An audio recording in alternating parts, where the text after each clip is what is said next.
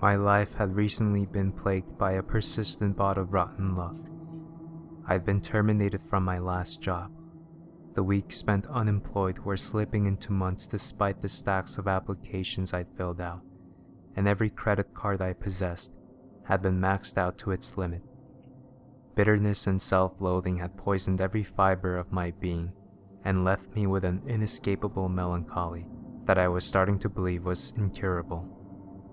My latest humiliation had been to dig through my wallet for spare change as a cashier fixed me with a plastered-on smile and an impatient line grew behind me, only to find that I still didn't have enough money to purchase a meager amount of groceries. I'd headed to Woodharrow Park afterwards, a local secluded, sleepy stretch of land to clear my head. The park was empty when I arrived, leaving me free to wander the paths alone and aimlessly. Hunger gnawed away at me, like a familiar enemy I could never quite shake. In a final indignity, the previously sunny sky suddenly began to pour rain. I, of course, was not carrying an umbrella. I was so absorbed in my own misery that I barely felt the gentle tug on my jacket sleeve. Looking back, I wished that I'd kept walking along the park path without so much as glancing downwards. I wished that I'd ignored the soft, silent plea for my attention. I wished that I hadn't made the horrible mistake of believing that a hand with a touch so timid and helpless was incapable of holding the power to be terrifying. But instead, I foolishly stopped in my tracks, and ever since that fateful decision, I have not had a single moment of peace. I looked down to see two children standing at my side and immediately felt the jolt of unpleasant surprise. Both stood no higher than my waist, one slightly taller than the other, and both were clad in black raincoats that looked more suited for a sepia-toned photograph than a modern-day child. They each wore matching wide-brimmed hats that dropped atop their small heads and obscured most of their faces. Though I could vaguely discern that the taller of the pair was boy and the shortest a girl, I was unable to see any features above the pallid flesh of their swollen cheeks. Their lips were so colorless that it appeared as if they had little more than a thin white silver for a mouth. The children's bodies were round without any of the cherubic softness associated with youth. Rather, they looked unnaturally bulbous, bloated to the point of near grotesqueness. Unbrushed tufts of stringy blonde hair jutted from beneath their hats like tangled straw, dry as a little brittle bone and seemingly untouched by so much as a simple drop of rain. "Hello," I said, forcing myself to sound upbeat. They stared up at me in silence. The girl continued to cling to my sleeve. "Are you okay?" I asked. By now, I was drenched and eager to head back to my cart. "Do you need some help?" But the pair remained mute. I stood there awkwardly, unsure of what to do, when the girl suddenly began to grip my arm with a startling strength that made me worry she would pull me to the ground. Alarms rang loudly throughout my brain. I felt an immediate urge to extract myself from her unsettling grasp and leave them both behind in the rain. Well, I warily pulled my arm away, somewhat embarrassed for being afraid of how the pair would react. "If you don't need anything, I guess I'll be on my way." She released her hold on me without protest. Neither said a word as I walked away. When I turned around for a final look of parting, I saw that they were still staring at me, though I could not see their eyes. I felt their gaze follow me with an intensity that disturbed me no matter how much distance I put between us. I didn't look back again. I picked up my pace and dug my keys out of my pocket. The rain fell as cold as ever. I unlocked my car and was thinking about the can of chicken noodle soup I had left in my sparse pantry when I noticed that the girl had left behind a stain on my sleeve, as dark as ink and shaped like her tiny fingers. I wiped at it with my thumb, but the mark didn't budge. I sighed and looked up, only to nearly stumble backwards in shock when I saw the backseat door open and the girl sitting inside. She'd removed her hat and was holding it in her hands, both of which were clean despite my mark on my jacket, with her head bowed and her knotted hair concealing her face like a curtain. "Hey!" I tried to keep my tone from betraying how unnerved I was and failed spectacularly. "What are you doing in here?" She sat as wordless as before, tightly squeezing and twisting the brim of her hat with such violence that I was certain she would rip it apart. I swallowed my uneasiness. "Look," I said as calmly as I could manage, "if there's something wrong, I can't help you if you don't tell me what it is." I reached into my pocket and pulled out my phone. "Maybe it's better if I call the police and you can tell them." My voice trailed off as I watched my phone screen flicker on and off before collapsing into a scramble of pixels and shutting down entirely.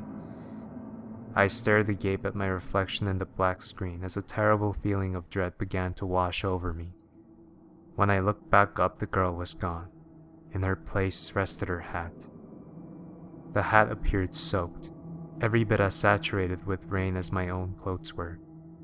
But unlike the jacket and jeans that clung to my skin and chilled me to the bone, the hat didn't feel wet when I picked it up with a trembling hand.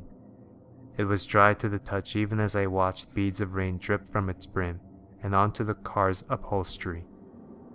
I realized with something between fascination and horror that the raindrops left behind no traces where they landed. And when I cupped my hand beneath the hat to catch the drops in my palm, I felt nothing but air. Furthermore, the backseat was completely dry.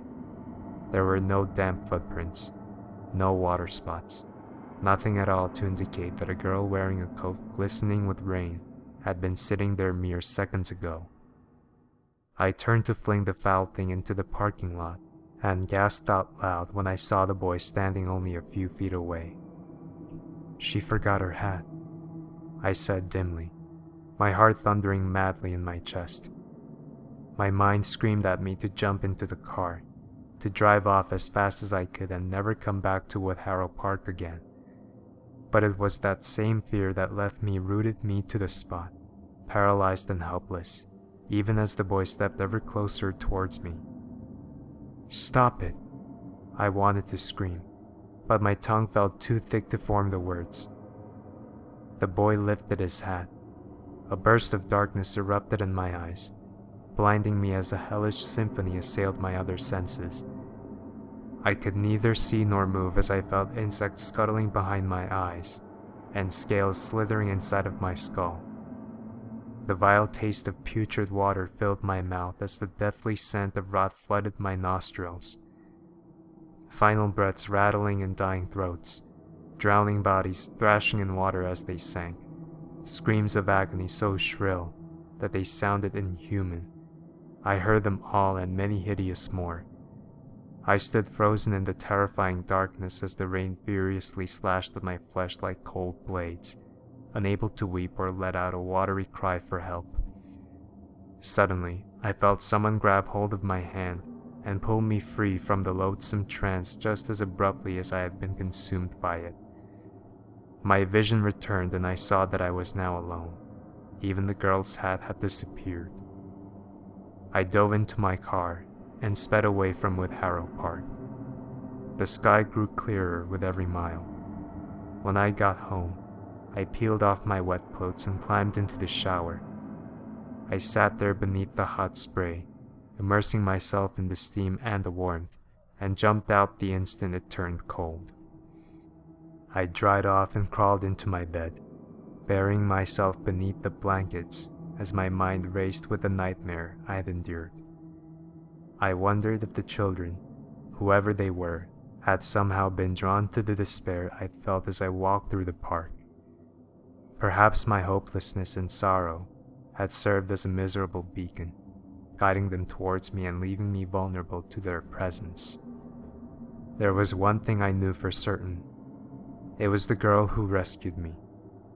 I'd known it the second I felt her small hand touch mine. I realized now that she hadn't climbed into the car to frighten me. She had only wanted me to stay with her in the park. Tears slid down my cheeks as I thought of her being forced to forever wander Woodharrow with no one but a boy who carried hell beneath his hat to keep her company. Maybe she too had once visited the park while bearing a sadness as heavy as my own, only to wind up imprisoned by it. I slept fitfully.